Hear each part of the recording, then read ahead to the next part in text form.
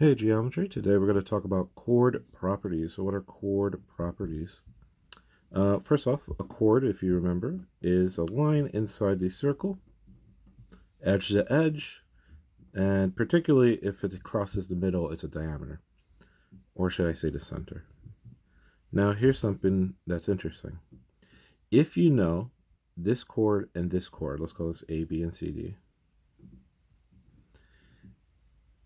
If you know the chords on the inside, so AB, line AB is congruent to line CD.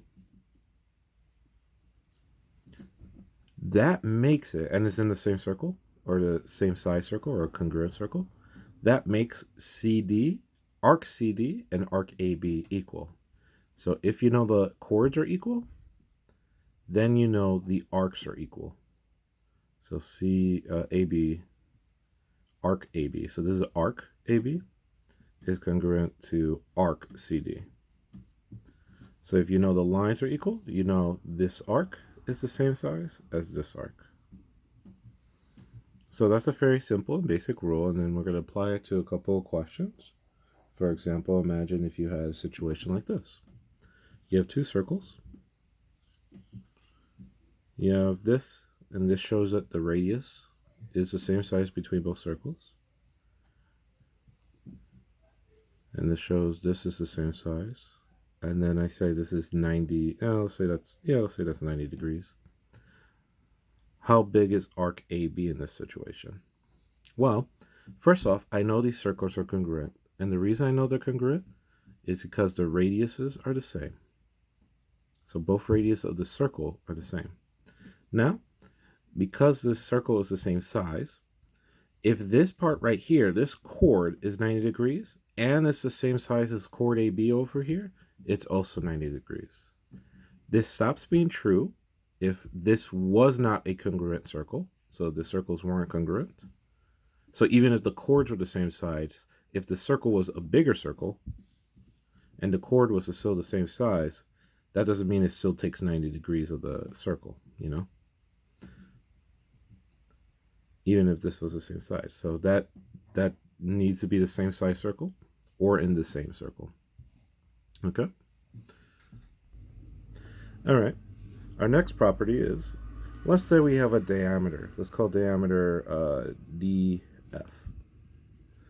And then we have a chord here that's, let's call it G, A, B, C, D, E, F, G, H. All right? So if we have diameter DF and we have chord GH, if I told you this is perpendicular and DF is a diameter, so if DF is diameter and DF is perpendicular to GH, then if DF is a line and GF is GH is that, then you could tell that these two pieces are bisected. Oh, I need a letter in the middle. GHIJ. Then JH is congruent to GJ. So that means the line is being bisected. So that means the two halves are equal. That also means because these two chords are equal, that two arcs are equal. So that also means that GF, arc GF, is congruent to arc FH. So that means this arc matches this arc. Okay?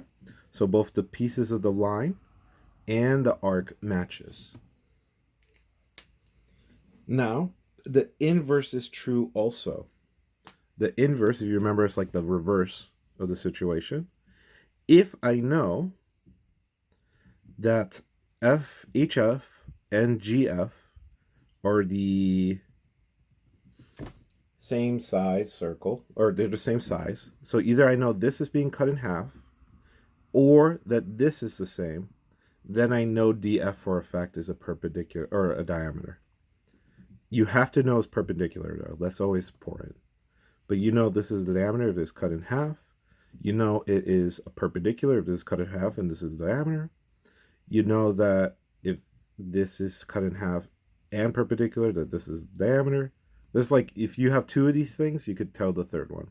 So perpendicular, cut in half, diameter. So if you know it's diameter and cut in half, it's perpendicular. If you know it's diameter and perpendicular, it's cut in half. Kind of that situation. All right, the last circle, or last circle, or last property. A, B, and C, D are chords here. E is the center of the circle, and there are two lines coming out here that are perpendicular. If these two lines that are coming out that are perpendicular to the chords are congruent, then the whole chords are congruent. So AB would be congruent to CD. The reverse is true. If CD is congruent to AB, and these are perpendicular, then you know these two lines are congruent. All right, so kind of like the last one, you have three parts. These lines being congruent, these right angles, and these lines. And then these chords being congruent. The line from the center to the chord, I don't think has a special name. But again, two out of the two, if you have two pieces of information, the third one's for free. So what's really important here is that, or actually, what's important is that mathematically, these are all congruent properties. So when they're equal to each other. So when we do our examples today, you'll notice that all of them are just set equal to each other.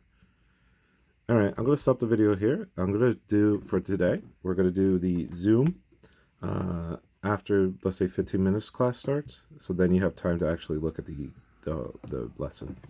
See you around.